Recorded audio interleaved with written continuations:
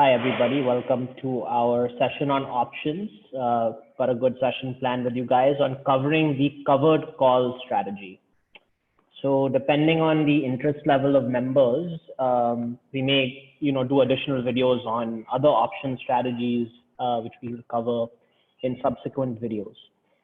So we have quite a bit to cover today, so I'm just going to jump into the presentation right away without much of a preamble. So what we're going to talk about today is first beginning with a basic introduction to what an option is. So when people say options, what do they mean, right? So I think options have a reputation as being very complicated to understand and arcane and all these things. That's not really true. They can be complicated to trade, but they're actually pretty easy to understand. So we're going to cover what they are. We're going to understand why margin is required when you write options. And we're going to understand the dangers of naked option writing. So naked option writing as opposed to covered calls. We'll discuss exactly what that means. We're going to introduce the covered call as a great way for you to start getting experience in options if that's something that interests you. This is a fairly advanced topic. It's not something that any individual investor needs to do, but it provides you with another tool that you can add to your arsenal to manage your portfolio. So if it interests you, covered calls are a great way to get started because the risk level is far lower than with other option strategies. And then we're going to conclude with discussing the advantages and disadvantages of pursuing a covered call strategy in the market. So why don't we get started with understanding what an option is. So what do people mean when they say an option contract? So it's basically a contract between two people, the writer or the seller of the option and the buyer of the option. So essentially what happens in an option contract is the writer gives the buyer the option to do something in the future. Okay, and what we'll get to in a second. And the buyer pays the writer for that right. So the buyer is essentially buying the ability to do something in the future and paying for that right. So there are really two kinds of options that predominate in the market. The first is something called a call option. So that means the right to buy something in the future at a fixed price. And then there's also something called a put option. So that's buying the right to sell something at a fixed price in the future. So we're going to focus today on the call option. So let's understand the key features of an option contract. So the first is an option contract is a contract relating to a certain security, right? If you're going to buy something in the future, right, at a fixed price, well, the question is what are you going to buy? What does the contract stipulate is the security that can be purchased in the future? We call that the underlying. So you can write options on lots of different things. You can write options on something like the Bank Nifty, the Nifty 100, so indexes. You can write options on individual stocks.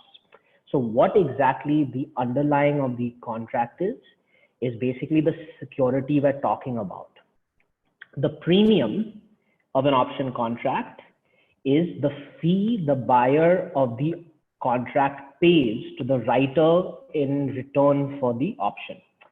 So this terminology is going to seem new and confusing to people that are new to options. Don't worry, I'm going to keep reminding you through this video of what I'm talking about when I'm using some of this lingo.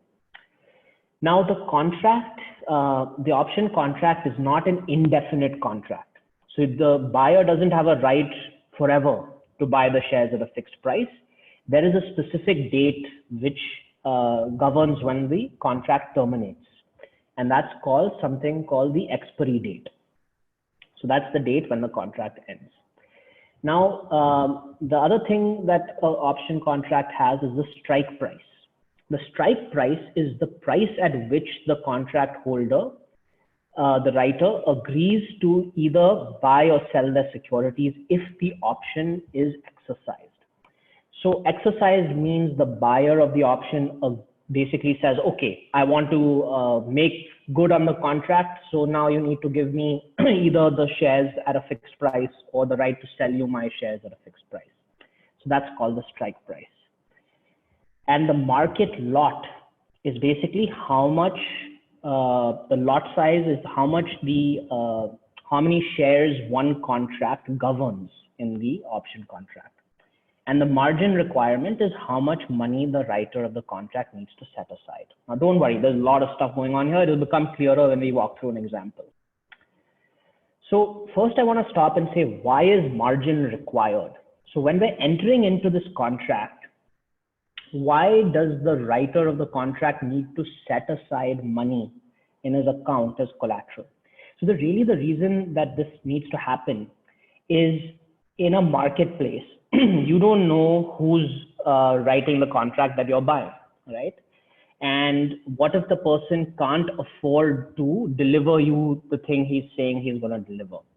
That's exactly the scenario that margin is trying to prevent. So margin helps a brokerage or a clearinghouse or an exchange stand behind a contract and allows the buyer to have confidence that if he buys an option, the contract will be enforceable. So calculating our margin requirements are difficult, but there's some tools that I'll walk you through how to use in this video as well to estimate what the margin requirements are for an option. Okay, now let's walk through an actual scenario with the call option. Okay, so you have two parties here, the option writer, who again is basically selling the option, and then you have the buyer of the option here. So at purchase of the option, the buyer basically pays the premium.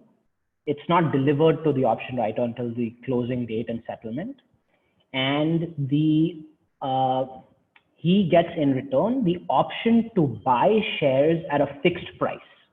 And remember, we call that fixed price the strike price, right? So now let's understand what happens in the future. We had discussed how the option expires at a fixed date. So basically the way the call option works is at the expiration date of the option, there are two scenarios. One is the market price below the strike price? If that happens, then the buyer would never enforce the contract because the market price is lower than the strike price. So if he wanted to buy those shares, he would actually buy them in the market directly because he could get them at a cheaper price than with the option.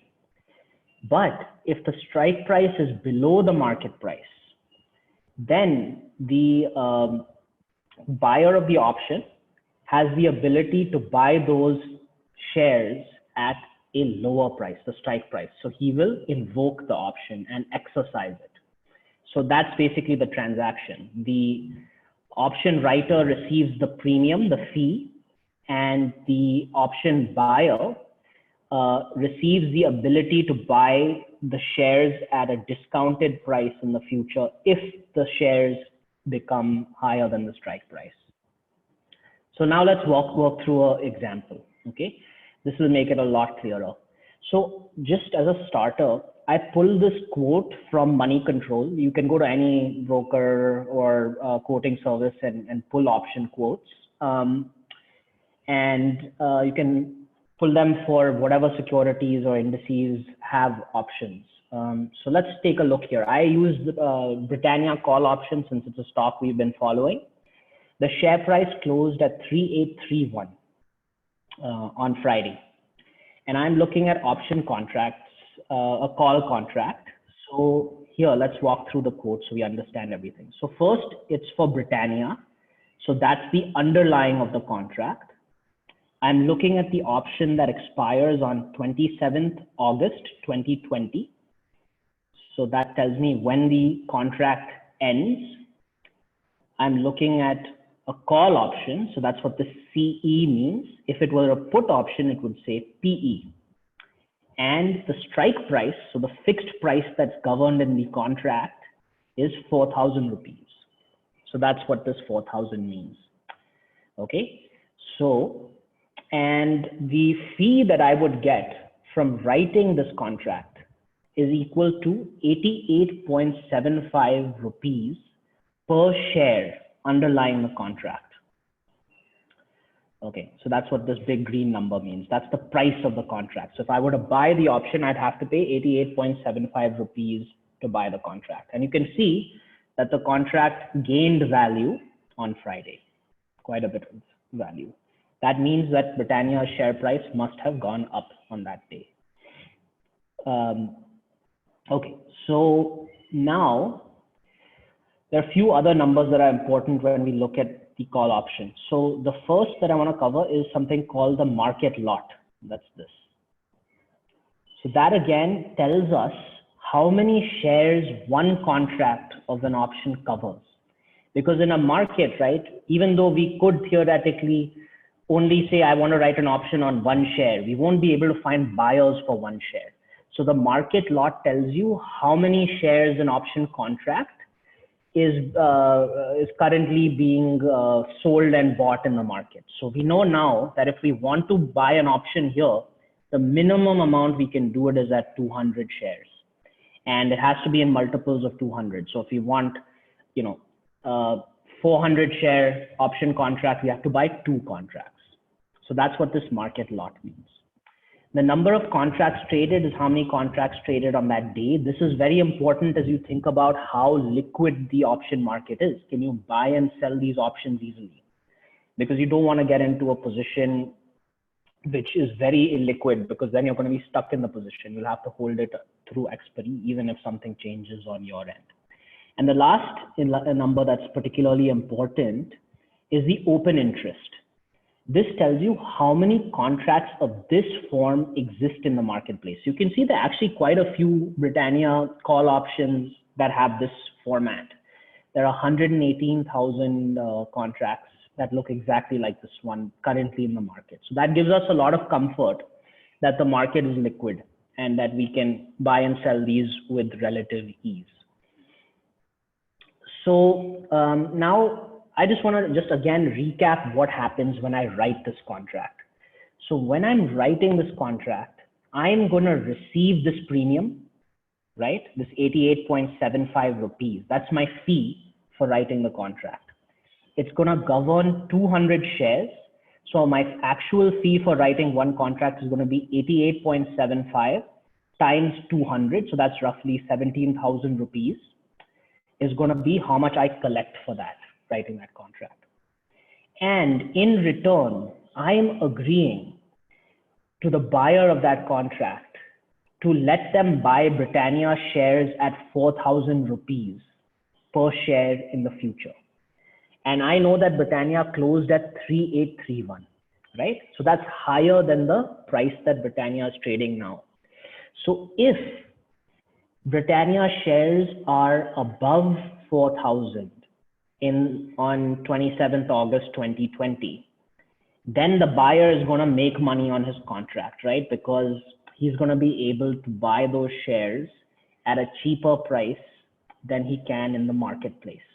So that's why he's buying the contract. He thinks Britannia shares are going to go up and he wants to buy them at a fixed price in the future. Okay, so now let's take a look at the payout of the contract. So the writer of the option, this is from the person's perspective who sold the option. So the payoffs are going to depend on where Britannia's stock price is at expiry. So August 27th, 2020. Just one thing I want to clarify for people. In India, the type of options that are sold are European options, which means that you cannot exercise them early. The buyer cannot exercise them whenever he wants. He has to wait until the expiry of the option. This is a very important distinction because in the US, options are not written like this. Options are American style options, which means you can exercise them whenever you want before expiry. So why does this matter? So pretend Britannia's stock was at 4,300 on August 25th, 2020. If I were an option holder, I could say I want to exercise those in the US and pocket my profits. But in India, I have to wait till August 27th, and maybe Britannia's share price falls below 4,000 after that point. So this is a very important difference. So you just got to remember, in India, you're dealing with European style options. So the value of the option is less in India than it is in the US because you have this one little wrinkle that makes it less flexible. Okay, so writer of the option. So So let's say that, let me explain this, this chart to you. On the left-hand side is the payoff. So how much I make on the option, net of everything. So these numbers here in rupees. And here I have price of Britannia in the future. So at expiry, right, in August 27th, 2020. So clearly if Britannia shares are below 4,000, right, then the buyer of the option would not exercise the option because he doesn't make money on the trade. And as a result, I just collect my fee and I call it a day. I don't have anything against that fee. So this is why people write call options, right? They want this fee that they make off of the contract. But as Britannia's share price goes up, suddenly, right, my payoff starts reducing. And the break even actually occurs at 4,088. And why is it that number? Because the price of the share was 4,000. My premium collected per share was 88 rupees. So when I start getting above 4,000 plus the 88 rupees, every rupee costs me money, right? And as you can see, the payoff becomes more and more of a loss as Britannia's share price goes up, and it's a linear transaction, a linear curve. So this leads us to a couple of conclusions, right? So the first is, we can understand why option contracts are risky. There is nothing that prevents this number from being, this loss over here, from being minus 1 crore. Theoretically, it's possible that Britannia's share price goes up 6 times or 7 times and you're suddenly looking on a huge loss. It's unlikely, but it's possible.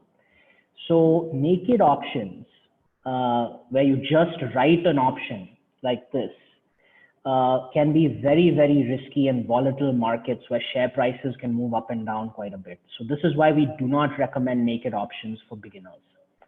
And in fact, I don't recommend naked options for anyone, frankly. I don't think it's a strategy that really makes a lot of sense. So how do we use this call option? Why would anyone write a call? Because if they're taking infinite downside risk and they're only collecting a fee, is it worth taking that risk, right? So there are a lot of reasons that people would write a call option. But the most basic and one of the most useful applications that we're going to cover today is something called the covered call. So a covered call, what does covered mean? So covered means that you actually own the underlying stock you're writing the option on, okay? And so let's try and work through an example to show you how this covered call can actually add value. So let's look at the Britannia example again. So this time, let's assume I own 200 shares of Britannia, okay? And I realized that, I've done my analysis on Britannia. It's getting close to fully valued. I don't think the share price should trade up too much more beyond this price. And, either way, if it touched a price of 4,000 rupees, I would sell. For sure, I would sell. It doesn't really matter anything. I would just sell at 4,000. And I'm not in a rush for the proceeds of the sale. So even though it's close to 4,000, I don't want to sell it close to 4,000. I only want to sell at 4,000 rupees. So is there a way I can make extra money in this scenario? And the answer is yes, by writing a covered call. So let's see what my payoffs look like on buying a call given the above. Okay, so here I'm assuming I'm going to sell the shares at 4,000 anyway. So why does a covered call make sense? So let's compare two scenarios. I do nothing, right? And I just follow my strategy of selling at 4,000 rupees. Or I write a call and I do a covered call. Let's compare the scenarios. Let's look at the Britannia share decline scenario first. So let's say Britannia share price goes down. In the write a call scenario, I get my option premium, right? My fee for writing the contract. I take a mark-to-market hit on the shares I own, but anyway, I would have taken that mark-to-market hit, right? If I did nothing, I take the mark-to-market hit on the shares I own also, but I wouldn't get my option premium. So in this scenario, right, I'm better off. Now let's look at the Britannia share rises below the strike price. So in the write a call option, I get my option premium and I take a mark-to-market gain on the shares I own. In the do nothing scenario, I just get my mark to market gain on shares I own. So again, in this scenario, I'm better off in writing a call also. Now let's look at the Britannia shares rise above the strike price. So this is the interesting scenario. Remember, this is a scenario that cost us money before. But does it cost us money in this example? The answer is no, because I was always going to sell my Britannia shares at 4,000 rupees anyways. So even if the share price had traded up to, 20,000 rupees, right? Once it got to 4,000 rupees, I would sell. And it's irrelevant how high it went, because in either scenario, I would have behaved the same way. So even here, I still get my proceeds at 4,000 rupees. I still sell my shares at 4,000 rupees, plus I get my option premium. So this makes all the difference. If you are in this scenario, a covered call could make perfect sense for you to execute. There are a few more wrinkles that I want to discuss that complicate the scenario a bit, but a covered call makes a lot of sense if this fact pattern pertains to you. It's a good way to make extra money. So what are the wrinkles? So the first is, let's not forget about margin, right? So remember that when I write a covered call contract, I need to park some funds with the broker as collateral to make sure that I honor the contract, right? And this is not an insignificant amount of money. And the interesting thing is, in the United States, you don't need any collateral to write a covered call contract because your shares are your collateral, right? Sorry, but that's not the case in India. So in India, you can only pledge 50% value of the shares you're using or you own for collateral. The balance needs to come from cash or other securities. And that's a significant amount of money. So a covered call contract. So I gave you guys a link to a calculator that Zerodha has to estimate their margin requirement for writing a covered call. Now it could vary from broker to broker. Some brokers will have stricter margin requirements than others, but for Zerodha, they have a very helpful calculator available. So the way I basically found the option that we are writing, remember the 27th August 2020 strike price contracts. It's a call option and it's 4,000 strike price and the market lot is 200 and I'm talking about one contract. So this calculator spits out what the margin requirement is. And I'm not going to go into this video about how to calculate these margins because it's really, really complicated. But basically the short answer is the calculation the brokers do is they look at how much risk you're taking, how likely it is for the price of these options to fall dramatically, etc. And based on the risk potential, they determine how much margin you need to invoke.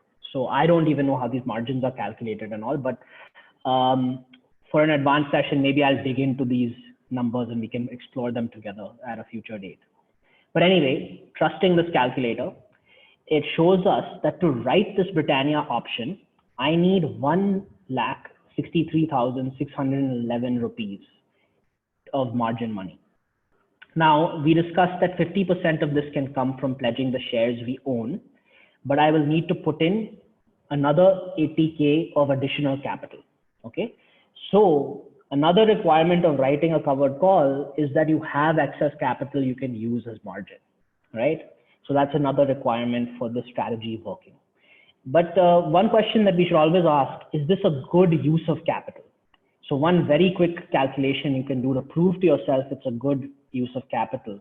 We are putting in 80K of margin money and we're collecting a premium of 17,000 rupees, right? This is the premium receivable. That is a 20% return in a month on the extra collateral that we're doing. So this margin, even though it's extra capital we're putting in, it's definitely worth it in this example. We're getting a very, very good return on the capital we're putting in. So the covered call makes a lot of sense, even including the margin requirement. So we can see that the covered call made a lot of sense in this scenario, right? It was better. We went through every single possibility on where Britannia prices would be, right? And we saw that in each scenario, we were better off than not buying the covered call. So it's a no-brainer in that scenario to buy the covered call. And we also saw that the margin makes sense relative to the premium that you're getting. So can we abstract this and figure out when covered calls are the right strategy? So our advice is that you should start thinking about covered calls when the following criteria pertain to you. One is the underlying is close to your sell price. Okay. So let's say that, you are holding Reliance stock and, at 2,500, rupees, you would sell your Reliance stock. You could think of a covered call on your Reliance shares. The other important thing is you aren't in a rush to sell the shares, right? If you're in a rush and it's close to your sell price, you may sell the shares anyway and say, you know what, I'm ready to exit. I don't want to take the risk that the share prices go down. When you're writing a covered call, you're still taking the risk that the shares lose value, right? So you have to be prepared to see a market pullback and be okay not being able to sell your shares. You don't mind leaving profit on the table if the price goes above your strike price, right? If you write a covered call on Reliance at 2,500 and you see the Reliance share price go to 3,000 and you're going to feel bad about that, then the covered call is not necessarily the right strategy for you. You have to be ready to say, you know what, at 2,500, I would sell. It doesn't matter if it reaches 4,000, I'm ready to sell at 2,500. The other really, really important thing that you need to look at is how liquid the options market is. Because in India, the options market does not tend to be huge for a lot of shares. So you want to look at some of those numbers I was talking about, including the open interest and the number of contracts traded. Because see, if you have a liquid market, one is the premiums you get relative to the risk you're taking tend to be better because the bid-ask spreads are lower. And the second is that if for whatever reason you want to get out of your contract, you can usually find someone who will assume that contract at a good price. If you're entering an illiquid option market, then you may be stuck in your contract no matter what. And that's just not a good position to be in. So I don't recommend that you look at option strategies in illiquid markets. So look for a lot of open interest in the options that you trade. The next criteria is you have to have extra collateral around. Collateral requirements may increase or decrease depending on how the underlying behaves. So, you need to make sure you can afford the margin requirements. You can use that $0 calculator to estimate it, and then also make sure you have a cushion above that. And the last one, which is very important, is you don't have other blockbuster investments in mind. The covered call is very good, right, in terms of giving you an extra return. But it also means that you're not selling your shares today. You're selling them in the future potentially. If on the other hand, I have a great investment opportunity in mind, I want to sell my Reliance shares and I want to move them into another stock that I think is going to triple or, in value, right? Then covered call is not the right strategy because I really want to exit that investment and put it into a new investment. A covered call is not going to enable me to do that. So covered call is a very good strategy when you don't have a lot of interesting investment opportunities and want to make some extra money. So that's kind of the criteria that I suggest you use to determine if a covered call makes sense for the situation that you're looking at. Okay, what are the limitations and drawbacks of covered calls, right? So the first is illiquidity. The bid-ask spreads and brokerage fees can be expensive because these are hard to trade. Brokers tend to charge a lot of money on executing option contracts. So you want to make sure that when you look at your analysis, you're including the potential fees that you pay on these transactions. And when you calculate your returns, you take into account all the fees that you pay. The covered call also tends to work best in a sideways equity market, right? Why is that? Because when prices don't go up or down, right, then your premium becomes a very valuable source of income and your option contracts don't tend to get exercised. So you're not leaving money on the table, right? But we know that equity markets by nature tend to go up over time. So covered calls should not be a mainstay of your portfolio. You should not be writing tons and tons of covered calls if you believe the equity markets are going to go up over time, because, and this gets us to our next point, let's ask ourselves what we're fundamentally doing when we're writing a covered call product.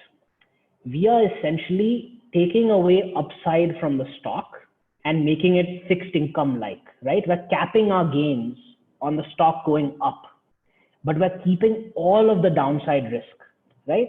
If the share price goes down, we're still going to lose money. And if the share price goes up, we're leaving money on the table. So just intellectually, it's not a very robust strategy to do at a broad scale. There's specific circumstances where a covered call makes a lot of sense, but I wouldn't use this strategy as a way to manage your entire portfolio. And the margin requirements can be very irritating and difficult to forecast. There's a lot of manual work that comes into option contract, increasing your margin if the broker requires more margin, closing out the contract at expiry, all these things. So there is some headache involved with option contracts. So you want to also keep that in mind. And the last is that option income is taxed as ordinary income at the marginal tax rate. So this is not going to qualify for advantaged tax status, which is just another aside. So while you can make good money on this, it'll be taxed at a high rate. So what is my take at the end of all of this? So covered calls, first and foremost, are a very, very good learning tool. I recommend that if you're interested in options, you write a covered call just to learn how to use it. It's a very, very good exercise, and you'll understand that they're not that scary. You just have to really make sure you understand the contract in detail. So if needed, go through this video a couple of times, let the vocabulary settle in and all that stuff. Otherwise, my recommendation is, stick to plain vanilla equity unless the specific circumstances that we discussed in this video pertain to you at that point in time. Like I said, plain vanilla equity, if you're a bull on the economy, will outperform covered call strategies in the long run because of what we talked about. You're basically turning this into a fixed income product with downside risk, which doesn't make a lot of sense as an overall asset class. Okay, now we're done with the covered call subject for now, and we'll open it up for Q&A, but there are two things I just want to discuss before we close out, which will help you on options in general. I want to abstract from some of our learnings on the covered call to understand if we can apply them and in other areas of finance, right? So one is I want to understand really why these naked options are so dangerous. So one way of thinking about a naked option, when you're writing a naked option, you're in effect borrowing shares against which you're collecting a premium. And this, as we've discussed in other videos, is something we really don't recommend you do. Because when you leverage yourself like this, when you borrow to buy shares or to trade on shares or whatever, if the position moves against you, so if you expected the share price to go down and it goes up, or you expected the share price to go up and it goes down, your losses can be enormous. So this is the real reason why naked options are dangerous. And the learnings from that can also be applied more broadly to buying shares on margin as well, or buying any assets with debt. You really, really want to be careful of that. So our recommendation here, avoid the lure of quick profits that involve taking huge hidden risks. Buying naked options can be risky too. So when you're buying a naked option, you're paying a very little bit of money to have the right to buy or sell something in the future. And you're paying very little relative to how many shares you're actually getting the right on. So you can make tons of money on buying options, and you can also lose 100% of your value. Because if the option closes below the strike price, your option value goes to zero. So are you comfortable taking 100% loss? You need to ask yourself that question anytime you buy an option contract. So be careful when you're position sizing, buying an option. I think buying an option makes more sense than writing a naked option. But the key question whenever you're buying an option is ask yourself, am I okay with this entire money going to zero value? And if you're not, make the position size smaller, because there is a very high chance when you're buying options that could happen. Your value could go to zero. Okay, and the last thing I want to abstract on is understanding the true power of options in general. So we understood that the covered call worked when there were a specific set of facts, right? When there were specific circumstantial facts that made it very pertinent to my personal situation, right? You know, I owned a stock that was close to the price I wanted to sell. I was willing to hold the stock if it went down. I had extra collateral and I didn't have good other investments. So a covered call made a lot of good sense. So this broadly is a great illustration of how to use any option strategy correctly. The best way to use options is to help it structure your investments in a way that helps you manage risks better. And you can do a lot with options. So for example, let's say that you want to collar the amount of risk you're taking on a position. You can do that with options. So you can say, look, I'm okay holding Britannia shares from a price of 3,000 to 4,000, but I don't want to take any more loss or gain outside of that. I just want the range to be that, because that matches my risk profile. You can do that with an option strategy, right? The other thing that options can be very useful for is making a bet on a stock that has binary risks. So let's say that I went to a company that was developing a COVID vaccine. Okay, now I could own that stock and risk a lot of capital going down the drain if they didn't develop that COVID vaccine. Or I could risk relatively less capital by buying an option, right? These are circumstances where either it works or it doesn't work. Options are very good in helping you deal with those situations and hedging your portfolios. And there are more scenarios that options can help you with. We'll explore more of these in future videos if there's interest from members. But the key that we're uncovering here is using options well means using them for structuring our investments correctly and not getting rich quick, right? That's the key difference in terms of using options in our view correctly. So with that, I'll open it up for Q&A and then we'll conclude. Okay, so there are a bunch of questions. The first is looking at option prices before buying and selling a stock may be useful data point to help you decide whether to buy or sell. Is that correct? Yes, that's a very good point. So there are several things that can help you do that. So the options markets, as the questioner correctly stated, can tell you, are people feeling more or less bullish about a stock than they were before. So let's take a look at Britannia. I actually pulled a number that I want to show you that's very relevant to what the asker is asking. So here is something called the open interest PCR. This number will help you gauge whether options markets are bullish or bearish on the stock.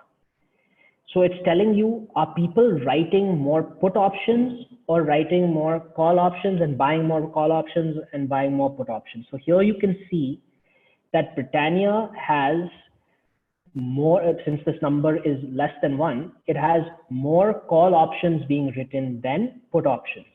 So that means in general, people are more interested in options that increase in value when the share price of Britannia goes up. So that means people are actually more bullish than bearish on Britannia stock. So the put call ratio is a good one to look at in terms of figuring out market sentiment. The prices of options will also tell you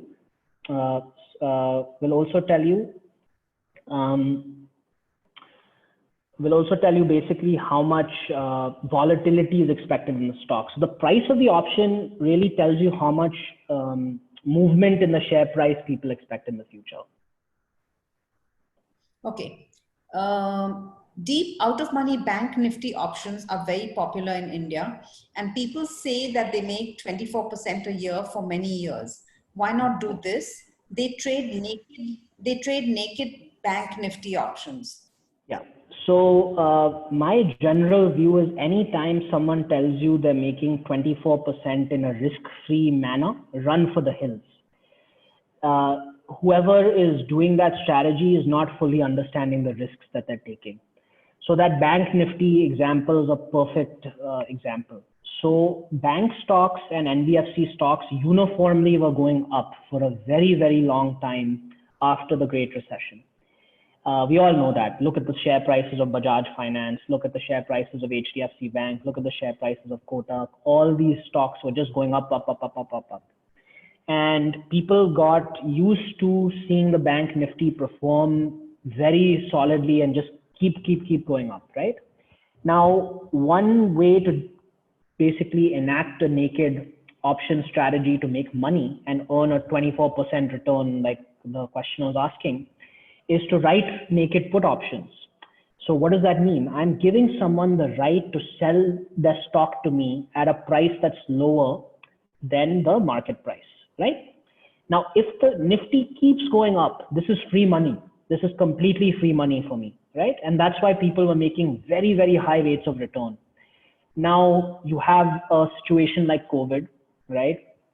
Where suddenly the Bank Nifty is hit more than the overall Nifty, right? The Bank Nifty is still not recovered anywhere close to pre-COVID levels.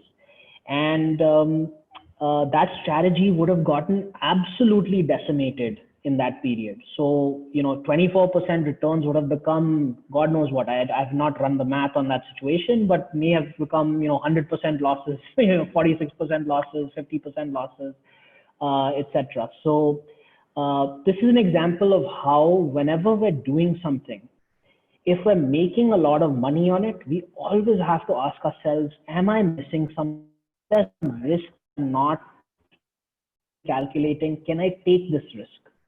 Right? So very good question by the member. Okay. That's a great The one. next is more a statement. It says Zerodha charges 18% or a little over 0.5% per day for the cash part on your margin if you do not have cash. The amount of interest is shown in an interest statement on statements in the console, but many people don't know about these statements. Yeah, so that's a great example of what happens when you don't have the collateral to make your margin. You're essentially borrowing from the broker at a very, very high interest rate. That's a very high interest rate to pay. And, you just need to be very careful about borrowing from brokers like that. Okay. Tax on options can be complex. So check with your CA on how this income will be treated. It is normally shown as business income. Yeah. There's a comment. Yeah. I think that's it for the questions. Yeah, there are no more questions. Okay, great. Well, please let us know if you like this session on options, on covering the covered call. If you do, we'll do sessions on other strategies and tell you when they're appropriate, when they're not appropriate, and when to use them in a manner that makes sense. And yeah, keep bringing in suggestions on future videos. This was a member requested video, like our last one on real estate, our last advanced one on real estate. And I'm really enjoying doing them. And hope you guys learned something and look forward to the next one. All right. Bye.